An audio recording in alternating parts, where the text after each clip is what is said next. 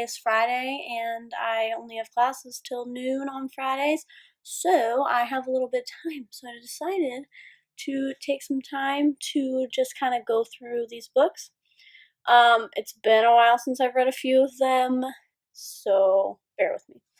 But there's one book that I have not read yet that I am going to be starting here soon, so I'll keep you guys updated on how that one goes. But I'm really excited about it. I just finished the Girl Online series, which is by another YouTuber, Zoella. I love her, and I started reading her books. I just finished the third one. It was amazing. I've loved all three of the books. So let's go ahead and get started. So I'm going to go ahead and start with the Girl Online books. I don't know if you have heard of them, but they're amazing. I love them. So there are 3 books for the Girl Online series. There is Girl Online, Girl Online on Tour, and the newest one is Going Solo. I actually have never really been into kind of like series books. I usually read books that are like one and done. They don't have any more. So I was kind of anxious about, reading the other 2, but I have loved all 3 of these books. Basically, the premise around these books is it's basically kind of like a sort of kind of quirky love story about a girl named Penny who has a blog with the essence of Girl Online. She has this blog, and she ends up going to New York and ends up meeting somebody named Brooklyn Boy, which is Noah. I don't want to give too much away, but that's mostly where it's around, is Penny and Noah, and most of the books continue with both of them, and also talks about a big thing in this book. It also talks about Penny has anxiety issues, and I really liked that because I think I have some OCD / anxiety, and it was really nice to like read the book and be able to kind of relate to Penny in like her anxiety was different than mine was, but we still kind of had those individual like situations that we could be in where we felt uncomfortable, and it was really nice to just relate to her character like that. I really like these books because there's just a very like, it's very quirky, funny, cute, but it also has like serious points. It's got a lot of twists and turns.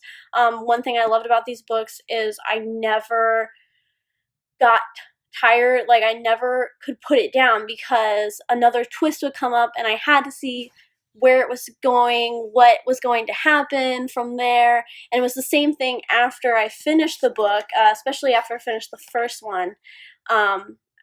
The second one obviously hadn't come out yet, so I was anticipating the second book, just waiting and waiting because I needed to know what happened with Penny and Noah. There's so many twists and turns. Even in the third book, there's a lot of twists and turns. So I would most definitely recommend Girl Online, all 3 books. They're amazing. All 3 of them are finally out, so you don't have to wait. You can just get all 3 of them. Also, little tidbit, I prefer hardback rather than paperback. I don't know why. I think it's because I like to hold hardback better, I guess. I don't know if that's weird, but I love hardback books. So, the next 2 that I'm going to go to, because these are both from the same author. The author is Jennifer Niven. The first book I read was All the Bright Places, which it has been a while since I read this, so I'm just going to read the description for you real quick. So it's about Finch and Violet. And basically what happens is they both end up on the top, the very beginning of the book, they both end up on the top of their school's bell tower. And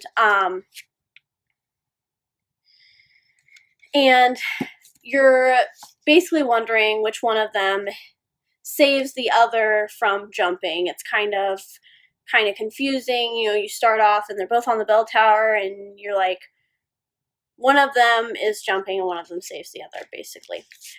Well, Finch is more of kind of an oddball character. He's not really like a popular kid, while Violet is actually a popular girl, you know, typical popular girl.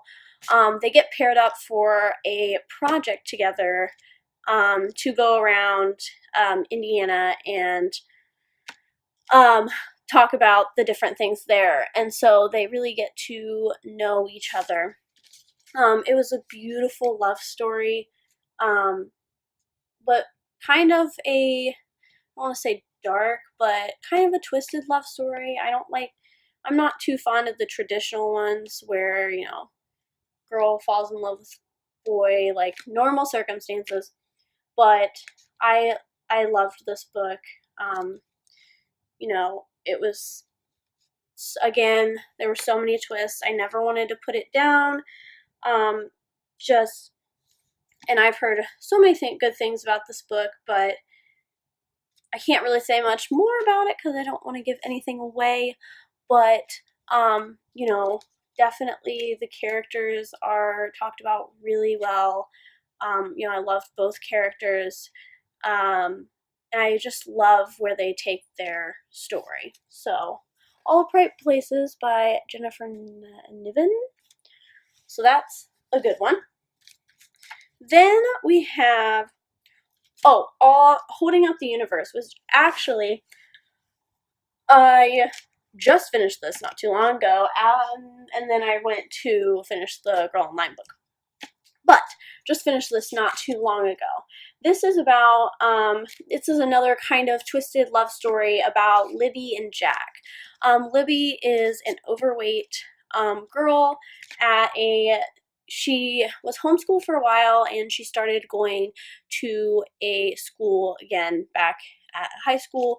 And then there's Jack, who has a problem remembering faces. So he looks at someone and has to basically figure out who they are. It's kind of like a puzzle. He can't really just look at someone like I would look at you and know who you are because my face recognizes that. Jax actually doesn't. So that's a really interesting part of this book, because a lot of times he doesn't know who's talking to him until he finally, by process, figures it out. So basically basically short-ish to get the gist of the book. Basically what happens is Jack and Libby both get in trouble. Not going to tell you how, but they both get in trouble and basically have to be in this group, kind of like a community service thing that the principal put them in, and they begin to get really close and you know, learn a lot about each other. It's a really amazing book. I loved the ending. I definitely didn't expect the ending. It was totally unexpected, but it was so heartwarming how it ended. So I really love this one. This is also by Jennifer Niven. Again, Holding Up the Universe. I love this cover too. I know, it looks really cute. But, so that is that. Let's go to, let's see, there's just so many. Everything. So this was an amazing book. I mean, this is by Nicola Yoon. I think I read this book in like no time flat. It's just so amazing. This is about a girl who has a very rare disease that she cannot go outside. She like will get very sick. And on top of that, it's only her mother and her nurse that she sees. Her mother works in a hospital, but she had a brother and a dad that passed away when she was young, and then she was diagnosed with this very rare disorder that she can't be outside. She's basically like allergic kind of to a lot of things, and they can't really find out what. So she can't really go outside. The only people that she's talked to is her mom and her nurse, Carla. Then a new family moves in right next door, and she starts to see this really handsome boy named Ollie. And they basically begin to start talking to each other, and he kind of gets her into a little bit of trouble. Because, she wants to see him and she wants to go out and explore with him. And it's obviously very dangerous because of her disease. There is a huge twist in this book. Like, you're definitely reading, and you would never expect what happens. So, this is a fantastic book, and I just would never expect how it ended, but I loved the way it ended. So, Everything by Nicole Ian. The last book that I've actually read is Every Last Word, and it is about a girl who has OCD, which is obsessive compulsive disorder, which I relate to a lot because I feel I have some characteristics of OCD, especially, the compulsive thoughts sometimes. So basically, she's kind of a popular girl, and she doesn't want her friends to know that she has this disorder, so she tries to keep it very hidden. Well, she eventually meets a girl named Caroline who introduces her to a basically poet's corner. The girl's name is Sam, and that has OCD, by the way. And then she meets a boy also in the club that she finds out she actually knows, which you'll come to find that out when you read it. But she basically finds this poet's corner with Caroline and really is able, it's where they all, a group of people go and they share, all kinds of different issues that they have through songs and poems and stuff like that. And she finally, starts to gain the courage to share her OCD with the people in the Poet's Corner. And there's also a huge twist in this one that has to do with her OCD, and it also has her talking with her therapist some, which I personally found really interesting because I study psychology, and so it was really interesting to see her also talking to her psychologist and like having therapy, and that was really interesting for me to see. But it's a huge twist, but it's a really good movie. It's a really good book. I really enjoyed it. So, Every Last Word. This is by Tamra Ireland Stone. So, really good book. So, this last book I have not read yet. I actually read a few pages, which I will tell you that I really like it because it's about, let me just read you on the inside. It's about Jessie, and she just started a new school, and she starts getting an email from someone called Somebody/Nobody, so SN for short. And basically, what I've read so far, I really like how she goes from Jessie's thoughts. The writer goes from Jessie's thoughts to emails back and forth between this somebody nobody, and basically the somebody nobody is giving her basically being a friend to her and giving her any information that Jessie might need to understand the school and to just kind of get through. And it's kind of, you know, a mystery of, um, you know, who this somebody nobody is. And it also says it's been barely 2 years since her mother's death, and because her father eloped with a woman he met online, Jessie has been forced to move across the country to live with her step monster and her pretentious teenagers. In a leap of faith, or an act of complete desperation, Jessie begins to rely on SN, and SN quickly becomes her lifeline and closest ally. Jessie can't help wanting to meet SN in person, but are some mysteries better left unsolved?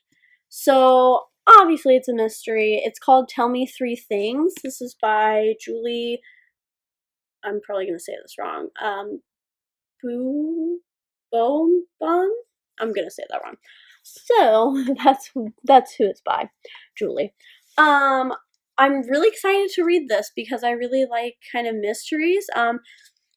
Obviously she's talking to somebody nobody and doesn't know who they are, and they don't want her to meet them, and they don't want to share anything that would give it away. And I also picked this book up because at the top it says, what if the person you need the most is someone you've never met?